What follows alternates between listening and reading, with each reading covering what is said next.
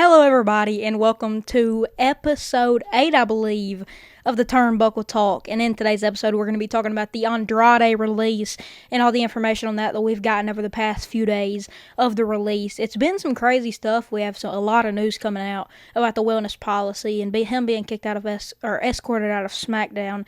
So there's a lot to get into during this show today. But without further ado, we have a lot of things to get into, and in a pretty short amount of time, so let's hop right into this. So, I want to kick things off with the Monday Night Raw card. This week on Monday Night Raw, we have a lot of stuff to talk about. Obviously, you're going to be seeing this on the same day as Monday Night Raw because that's when I'm filming it, but this week's going to be insane, right?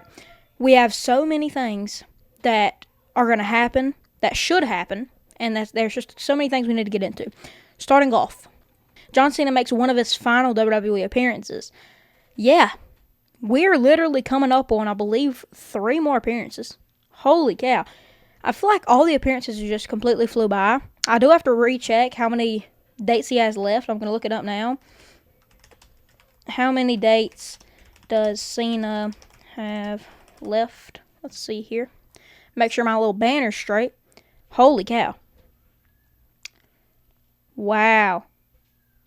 So, John Cena has 1 date left on his current WWE farewell tour, appearing at a show on November 10th in Boston before his retirement match on December 13th after this final Boston show. Wow. Okay. So now we're going to see him at a Boston show on November 10th and then his retirement match, which is projected to be on December 13th. So, okay. Pretty interesting way to start off this. But yeah, that's the first piece of Raw information. Then, Seth Rollins and Becky Lynch will come face-to-face with CM Punk and AJ Lee ahead of their match at WrestlePalooza. We know we have a very high-profile match for them at WrestlePalooza. AJ Lee coming back after over 10 years. It's going to be a match to watch. And I feel like now, what people's going against is they're wondering which one they're going to watch, WrestlePalooza or All Out. Personally, I think it's no decision. I think everybody should be watching WrestlePalooza. It's AJ Lee's first match after 10 years of being out of the company. I think it's a must-watch show, as well as Cody Rhodes versus Drew McIntyre, and Drew actually has a decent amount of chance here. So, honestly, if you're still on the fence about watching WrestlePalooza or All Out, I'd say go for WrestlePalooza, man. Yes, there's some really cool matches on the All-Out card, Darby and Mox. We're going to see, I'm pretty sure, or I know, we're going to see Eddie Kingston and Big Bill. But there's so many matches on the All-Out card that's going to be really intriguing. But I don't know if it's going to stop me from watching WrestlePalooza. And we still got a week before the WrestlePalooza card. So tonight's probably going to be some matches that are going to be announced for WrestlePalooza tonight, I believe. So that's going to be pretty cool to see. Then we have Lyra Valkyria taking on Roxanne Perez. Certified banger of a match. It's going to be an awesome match. We know what Roxanne can do in the ring. And what Lyra did with Raquel last week was pretty good work. So I think that they'll put on a really good match tonight. I think it's going to be an awesome match. I think that Lyra and Roxanne, it doesn't matter how many times you put them in the ring. We know we saw them, I believe, one time in NXT, but besides that, we have not seen them. So it's going to be really cool to see tonight. Lyra's obviously one of the best women's in-ring workers in the WWE, and then Roxanne's just an insane talent. So I think that tonight is going to be a match to watch between Lyra and Roxanne. Who do I got here? Roxanne's been taking a lot of L's, but at the same time, I think we have to have Lyra push through. Lyra, she just beat Raquel Rodriguez, so she has to get another win, and we know she's coming off the storyline with Becky. She cannot challenge for that IC title as long as Becky is the champ, so it makes you wonder, how will Lyra climb up the rankings? And I think tonight is the night we're going to have her defeat Roxanne Perez, and also, we just came off a win against Raquel, so now she's going to keep pushing up the rankings until eventually she'll be able to keep climbing higher up. But, yeah, I think Lyra has the win here. Awesome match. In-ring spectacular match here. Penta versus Kofi Kingston. I wouldn't be surprised if this is a 5-star match. We have not seen a awesome match from Kofi in a while, I will say. Or not a match that has impressed me. But tonight could be that opportunity. I think that Kofi definitely has the opportunity to do that tonight. So really exciting. I love that for Kofi. Then, by the way, I think I have Penta winning this. Kofi and Xavier's going to keep mourning until they eventually probably win the tag titles again. I wouldn't be surprised. But yeah, I'm really excited to see what they do with the New Day now that they're completely off ship heel. They're probably one of the biggest heels, if not the biggest heel tag team. in the WWE, and I think that they definitely are going to find great things to do here in the near future. Dragon Lee will face El Grande Americano. Pretty cool match there, I will say. Pretty cool. But at the same time, it's like Dragon's always going to put on an awesome match, but it really just depends who's under that mask. Now, I don't care what anybody says. Last week, that was not Ludwig Kaiser. That was not Ludwig last week. I cannot believe. I could not say to you with a straight face that was Ludwig last week. The skin tones didn't match up, first of all, which is an automatic deal breaker. Or Ludwig just didn't put on his spray tan. Like, good night. He puts on clearly a lot. There's no way. But people were saying it still looked like El Grande Americano. You cannot convince me that was El Grande Americano. But I'm going to keep my opinions aside. But yeah, that's the Monday Night Raw card so far. I believe that Adam Pearce did a video about it, but I just saw it on Sports Illustrated this morning about the Raw card. So yeah, pretty good Raw card. We have Cena making one of his last WWE appearances. Rollins and Becky coming face to face with CM Punk and AJ Lee before WrestlePalooza. Lyra Valkyria will face Roxanne Perez, and Penta will face Kofi Kingston, as well as Dragon Lee versus El Grande Americano. So yeah, banger on banger on banger. Awesome. Now, next up, we're going to talk about the Saudi Arabia stuff here. We have WWE announcing that they're going to be going to Saudi Arabia, Riyadh, for WrestleMania 43 in 2027. I have no problem with this, to be honest. I know a lot of people have mixed opinions, and to be honest, it is going to lose WWE a good amount of money, but it really just depends on what stadium or what arena they do it in, because at Night of Champions, they had a total count of 27,000. At Crown Jewel, we had a total of 25,000. So it is minimal bar here. It's going to be a horrible Mania, folks. I have no problem with them going to Saudi, but I just know the show is not going to be good. I just have that feeling. And there's nothing that can really break that feeling until we get the card, and we're obviously months away from having another Mania card. So I won't be able to judge until, but there is a lot of news coming out of this. We have heard that Saudi Arabia is already wanting some matches on the card. We hear that The Rock may be coming to Saudi for this WrestleMania 43. So maybe we finally get the dream match, Roman Reigns versus The Rock. I would not be surprised. But again, this Mania, I'm excited for. But at the same time, you got to realize that it's in Saudi, man. I don't know what all we can do in Saudi here. I don't know. Because my really only complaint is that the women have to wear these bodysuits and stuff like that. That's pretty stupid. We know that some of the worst attires in WWE history has came from those attires. So, I don't know. That's my only pet peeve. But, yeah, I just hate that for them because they have such great attires at Mania. Mania is the time where the women bring out their best attires that they've been working on, especially Bianca. And this year she's going to have to really go lower. I know Jade's this year was really good, but it is what it is. They're going to have to compromise, but that's the one thing that I really do hate. As well as, we have WWE announces that for the first time ever, the Royal Rumble will take place outside North America when it heads to Riyadh, Saudi Arabia in January of 2026. I don't think this is a good idea either, man. I think that this is more of a bad idea than Mania. I think that Mania is a horrible decision, right? It's a bad decision. I'd be rather fine with it going to Vegas again. But I just feel like that in Vegas, there's not really too many real fans. I feel like it's just celebrities. But obviously, there's still so many pro wrestling fans in the world, and especially in Vegas. But now we're seeing them going to go to Riyadh for the Royal Rumble in 2026. So that's interesting. That's something you really need to keep an eye on. That's more interesting than Mania, just because it's coming up so fast. We're about to be at 2026. That's what's crazy. I feel like 2025 is completely blew by. It's been such a great year for pro wrestling and for everybody in general. But obviously the stuff going on in the world is not very great. But obviously, I think it's going to be a pretty awesome Rumble either way. Depends on who comes there. We are projected to see Jericho. If Jericho comes back on a Saudi Royal Rumble, I'm going to be pretty upset. But the only Royal Rumble we have seen in Saudi was the greatest Royal Rumble. So, I don't know. This post from WWE says that they've announced for the first time ever the Royal Rumble will take place outside North America. So I don't know if they're counting the greatest Royal Rumble, the same thing as the normal Royal Rumble, but, whatever. But, yeah, I'm excited to see how they do this. Obviously, we know that we saw great things out of King and Queen of the Ring this year. We saw great things out of Crown Jewel. So there's obviously great options with Saudi, but I ain't okay with it, to be honest. I don't think it fits them too well. And I don't think that we can skip past the fact that it's not going to be a great show. But now we get into the juicy stuff. The stuff that I've been waiting and itching to talk about. The Andrade release situation. Andrade has let out a post, and I'm not going to do too much deep diving on it. We're going to get there. We're going to get there whenever the time's right. But I'm going to go to his page here on Instagram because he posted it here.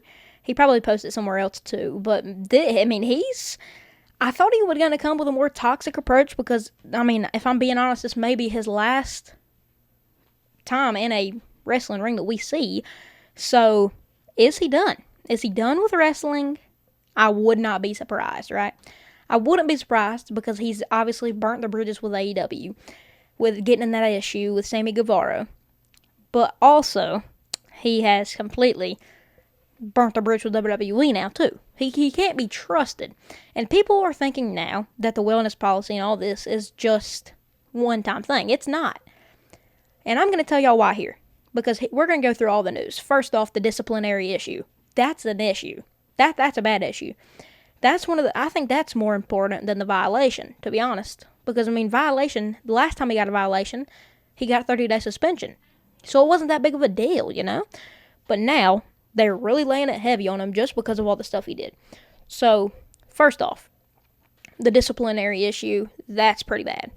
Then, more news came out soon after that, saying that he had at least one wellness policy violation, which we all know what that wellness policy is, and I was going to look it up and tell you guys, but I think we all know what the wellness policy is. If you don't know, look it up. It's a use of something, But I think that what he's doing is not smart because he was doing great in WWE, right? No, he didn't win any championships, but I think he was getting there with Rey Fenix. I think him and Rey were slowly building up that card, and if he would have just took that to attention, I think he would have stopped doing the things he's doing.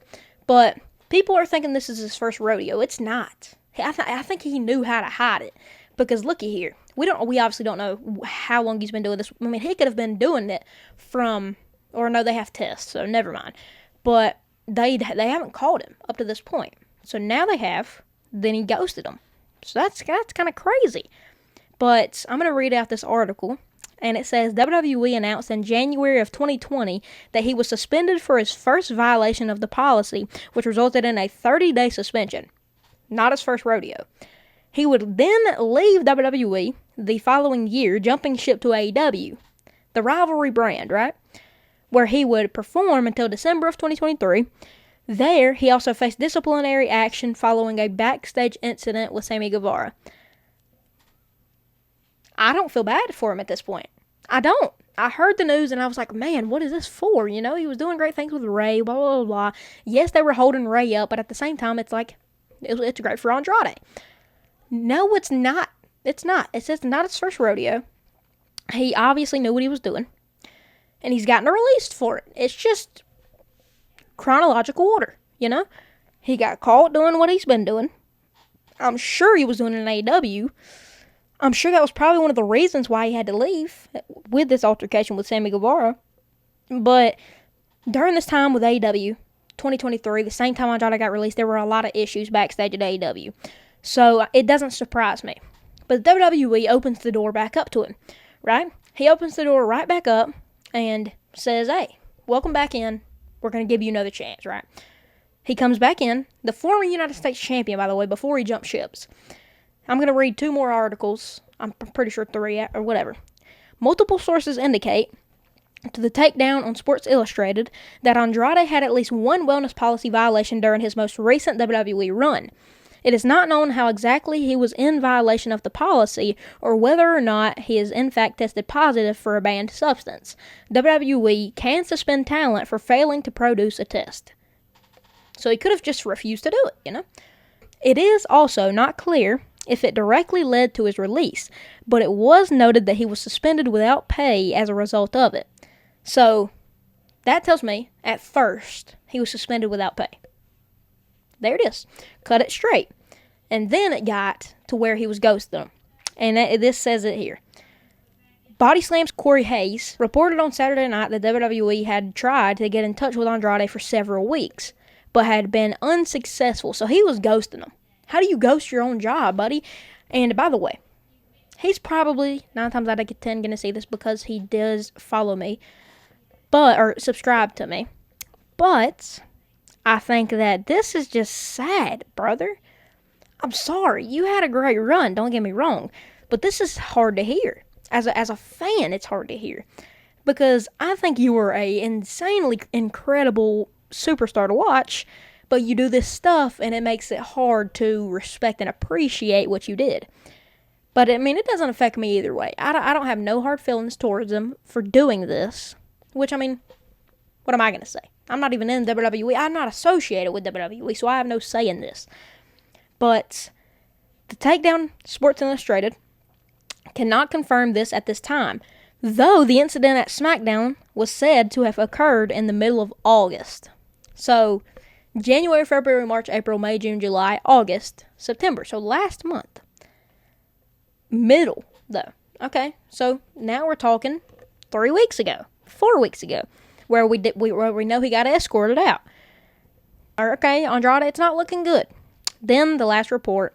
On Saturday, it was revealed WWE quietly cut ties with the former United States champion Andrade, moving him to the alumni section of the company website. There's its fully released right there. But then Andrade finally speaks out after not saying anything, and he just posts a picture, fully post a picture of him saying thank you with the caption #WWE with obviously some stuff on the side. Y'all know what that is. And right here, thank you, boom, #WWE, cut it straight. But my thing is, why would you wait this long? Yes, he could have been traveling, blah, blah, blah, blah, blah. But wouldn't you want to send out a little tweet or something? I don't have Twitter, so I don't know if he did send out a tweet. But if he did, that's crazy. But, it's alright, It's alright. Because now it's over.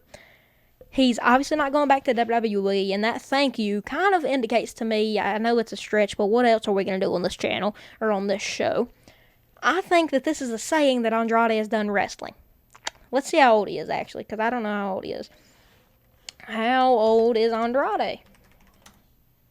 Let's see here. Andrade's 35 years old, so he could still wrestle, He could still wrestle. He could still be completely fine and wrestle, y'all know. But at the same time, I just think that at this point, he can't no more. Because in my personal opinion, right, I would not want to wrestle if I know that I can't make it back to WWE. Not saying that he can't, but I've never ever seen a superstar, a well-known popular superstar, leave the company and be out of the company and then come back and came back and retrieved 3 times. I have never seen anything like that. So if it happens, I'll be happy for him, right? But I don't think it's happening. I think that Andrade's done. I think Andrade is officially done with pro wrestling. I think that's what's going to happen. But yeah, obviously that's all the news on Andrade.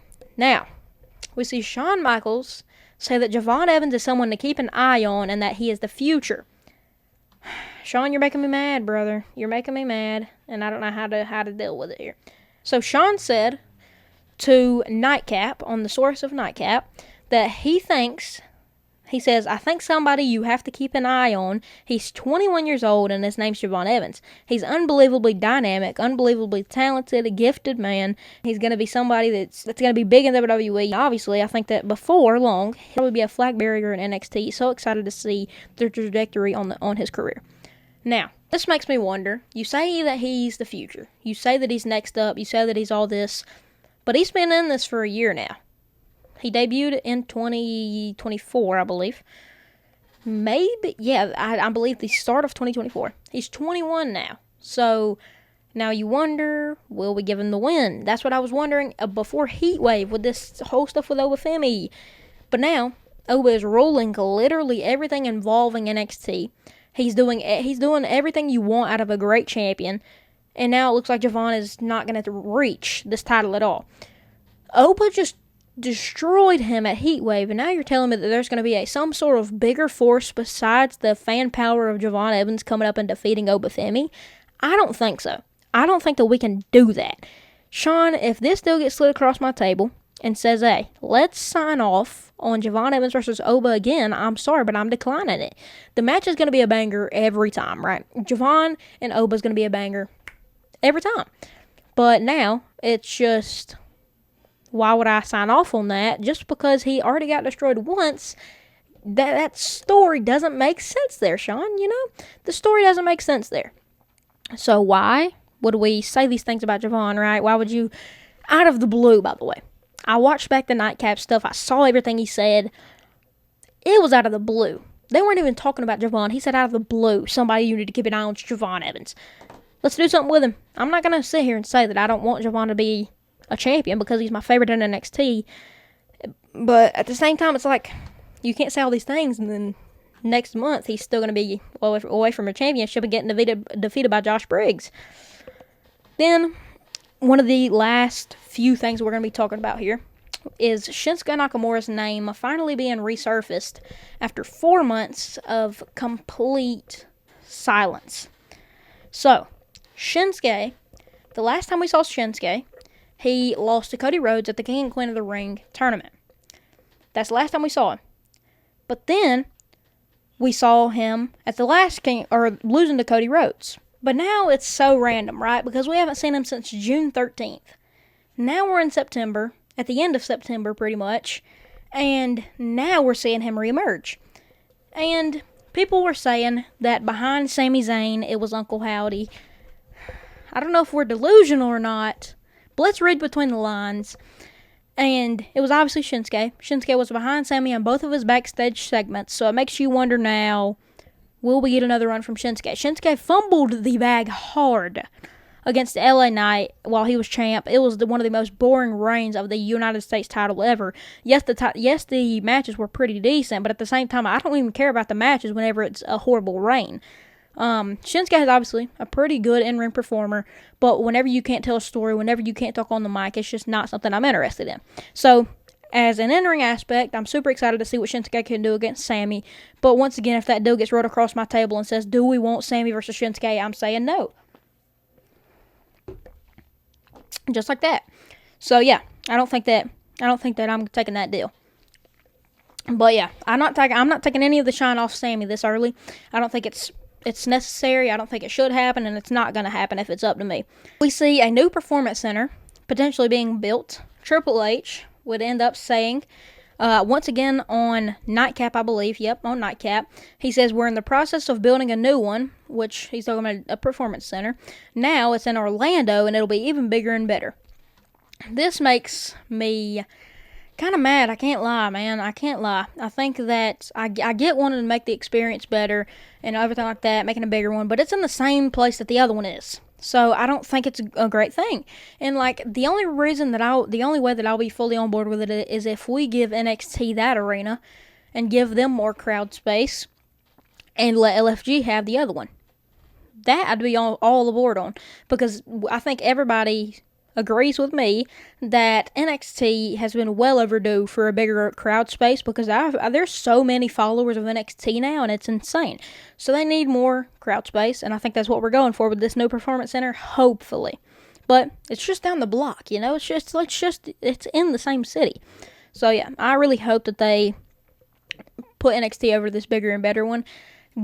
Nobody knows when it's going to be built or anything like that, but he says here that they're working on it. So it's in the process. They're in the process of building a new one. So they're getting there, but overall, I just think that it's about time that NXT does get somewhere else. But for today, folks, that'll be it of the Turnbuckle Podcast. I believe episode 8, like I said in the beginning.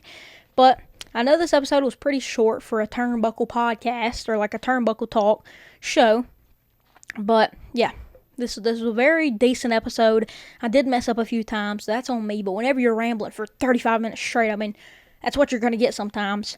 But I hope y'all enjoyed this. I really did. I think it was very cool talking about all the stuff that happened this week. Monday Night Raw is going to be awesome tonight. I hope you guys enjoy. And I will see y'all boys in the next one. Deuces.